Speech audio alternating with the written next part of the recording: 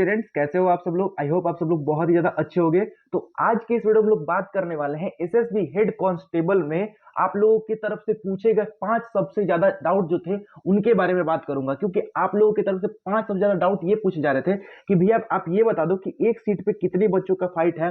दूसरा आप लोगों का सबसे ज्यादा जो डाउट आ रहा था वो था कि फाइनल कट ऑफ कितनी जा सकती है, क्या मेरे इतने नंबर है तो मेरा फाइनल सिलेक्शन हो जाएगा। सब अपने अपने मार्क्स दिख दिख के बता पूछ रहे थे मेरे से कि कितने इतने मार्क्स में मेरा हो जाएगा कि नहीं। तो मैं उसके लिए आप लोग को एक प्रॉपर वीडियो ही बना दे रहा हूं। आप लोग इसको देख के अपने आप को संतुष्ट कर लो कि हाँ इतने अगर मेरे नंबर हैं तो मेरा फाइनल सिलेक्शन हो जाएगा।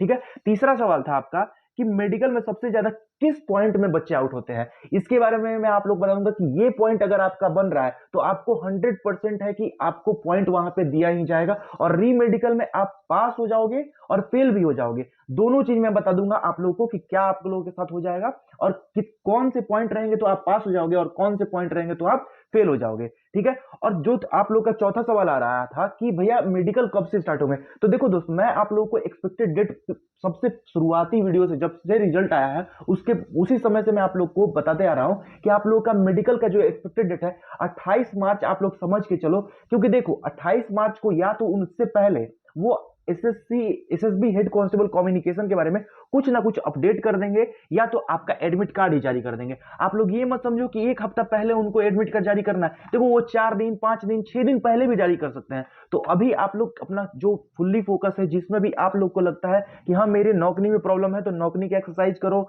नौकरी के लिए जो भी होता है उसको करके रखो। जो भी आपका पॉइंट है, जो भी आंख का पॉइंट हुआ, हाथ का पॉइंट हुआ, हाथ में पसीना आता है, जो भी आपका पॉइंट है उन सबको आप अपना उसको क्योर करने की कोशिश करो। अगर उसको छुपा सकते हो छुपाने की कोशिश करो।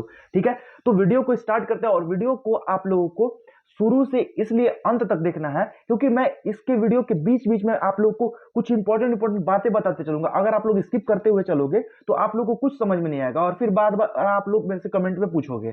तो आप लोग ध्यान से एक बार वीडियो को 10 मिनट का देख लो, उसके बाद आप लोग के मन में हमेशा जो डाउट रहता है वो नहीं आएगा। ठीक है। तो वीडियो को स्टार्ट करते हैं। सबसे पहले मैं आप लोग को ऑफिशियली नोटिफिकेशन में आप लोग की कितनी सीट थी वो बस मैं ये आशा करके चलता हूं कि आपको इतना तो जरूर पता होगा कि आप लोग की कैटेगरी में कितनी सीट है। नहीं पता है तो आप लोग यहां से एक बार देख लो कि आप लोग के यूआर कैटेगरी में कितनी सीट है, ईडब्ल्यूएस में कितनी है, ओबीसी में कितनी है और एससी में कितनी है, एसटी में कितनी है। ठीक है। इतना आप लोग समझ लो। अब देखो जो यहां पे डाउट आ रहा था उसको मैं आप लोग को यहां पे लिख के आया हूं कि डाउट क्या था कि एक सीट पे कितने कंपटीशन कितने बच्चों का फाइट है। दूसरा डाउट था कि मेडिकल कब तक होगा। तीसरा डाउट था आप लोग का कि फाइनल कट ऑफ कितनी जाएगी। और चौथा जो आप लोग का डाउट था वो था कि कौन सी कैटेगरी में कितने कंपटीशन है। ये आप लोग का डाउट था। और ये डाउट ऐसे बच्चों का था जो कि यूआर कैटेगरी में है, ओबीसी कैटेगरी में है, एससी कैटेगरी, मतलब कि हर एक कैटेगरी का बच्चा यही सेम सवाल पूछ रहा था मेरे से कि भैया मैं यूआर कैटेगरी से बिलोंग करता हूं, मेरे कैटेगरी में कितनी कंपटीशन है। भैया मैं ओबीसी कैटेगरी से बिलोंग करता हूं, मेरे कैटेगरी में कितनी कंपटीशन है।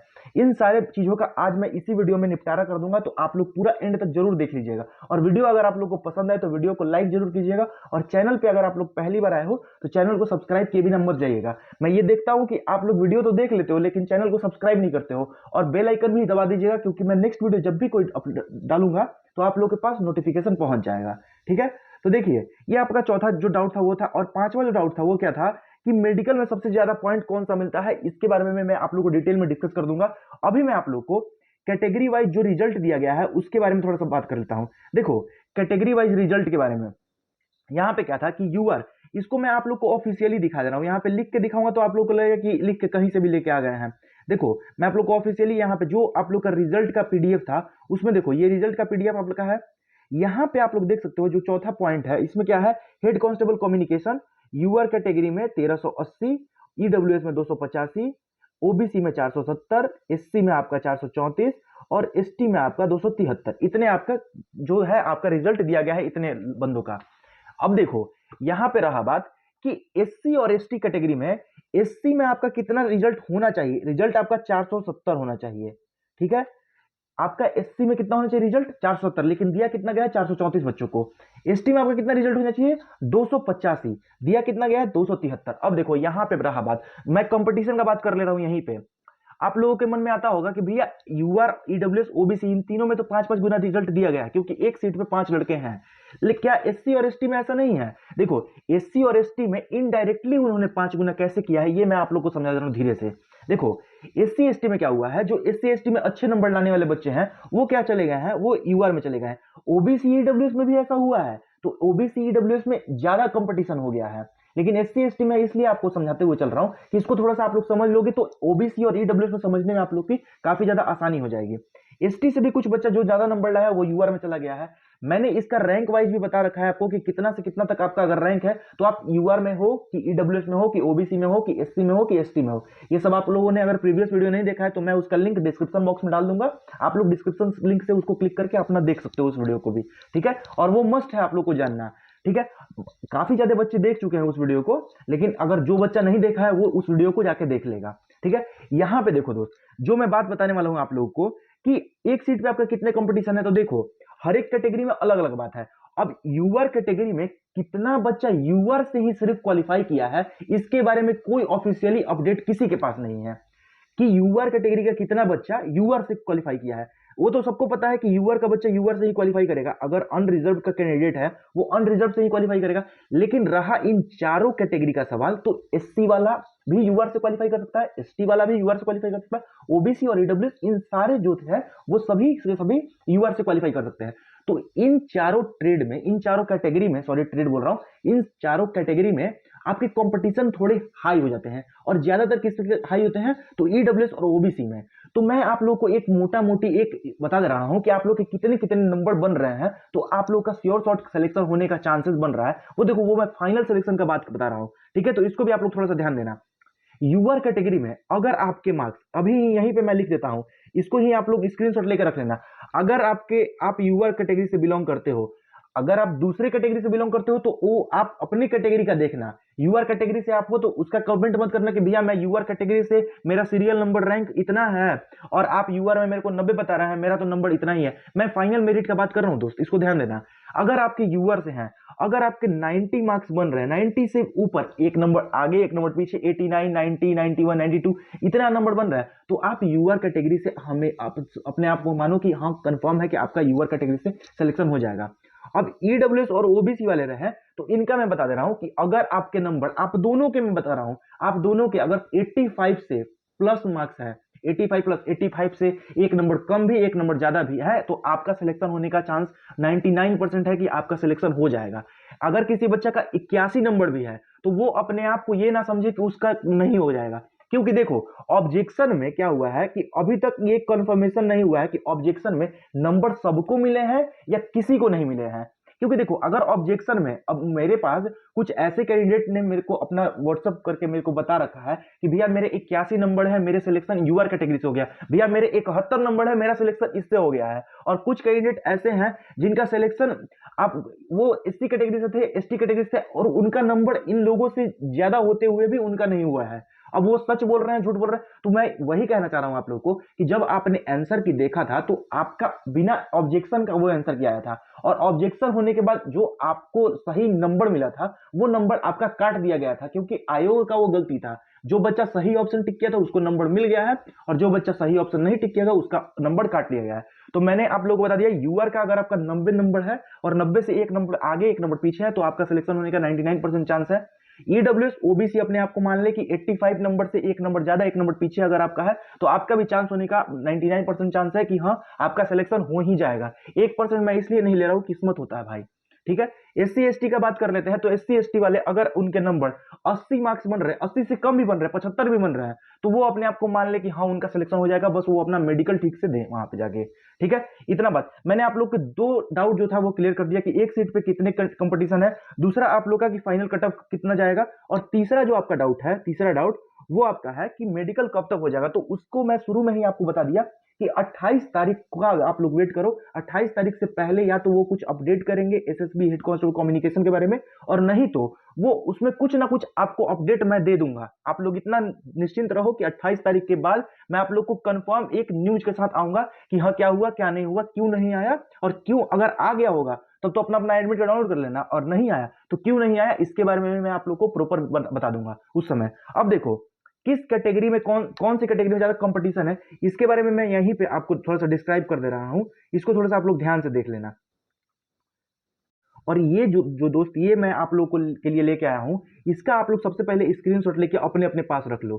कैटेगरी यहाँ पे आप लोग का है कैटेगरी और यहाँ पे रैंक है। रैंक क्या है?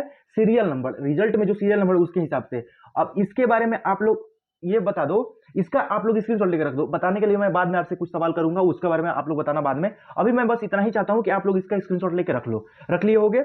अब देखो, मेडिकल में सबसे ज्यादा कौन सा पॉइंट चेक होता है, इसके बारे में थोड़ा सा मैं डिस्कस कर दे रहा हूं यहीं पे आपके सामने। ठीक है, तो यहां पे मैं आप लोग को बता रहा हूं कि मेडिकल में आपका सबसे ज्यादा कौन सा पॉइंट आपका चेक होगा। तो देखो, दो तरह का मैं बात बताऊंगा, इस दोनों तरह की बात को आप लोग को ध्यान से समझना है कि मेडिकल आप लोग अनफिट ना हो इसके लिए। देखो क्या होगा, आपका सबसे पहला जो ऐसा मैं पॉइंट लिखूंगा, इस तरफ ए मानते हैं और इस तरफ बी मानते हैं।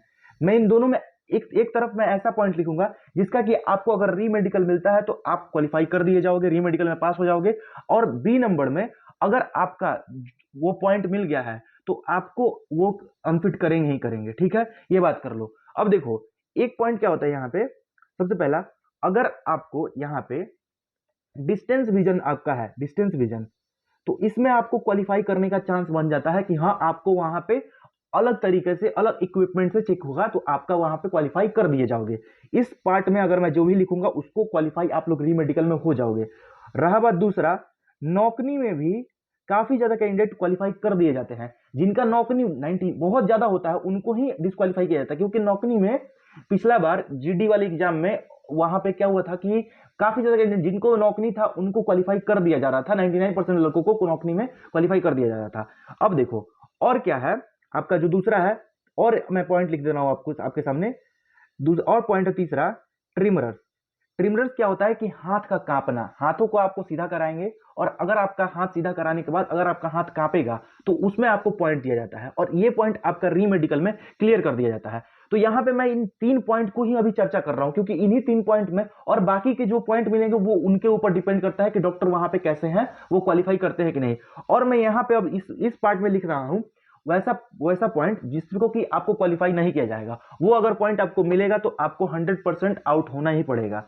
क्या है यहाँ पे, इसमें पहला पॉइंट है आंखों का, जो इसियारा टेस्ट होता है उसमें, इसियारा टेस्ट जो होता है उसमें यानी कि कलर विजन टेस्ट जो होता है, अगर ये आपको मिल गया है तो आपको 100% आउट होना ही पड़ेगा। और दूसरा बात यहाँ पे रहा, दूसरा क्या है, मस्कुलर डिफॉर्मिटी।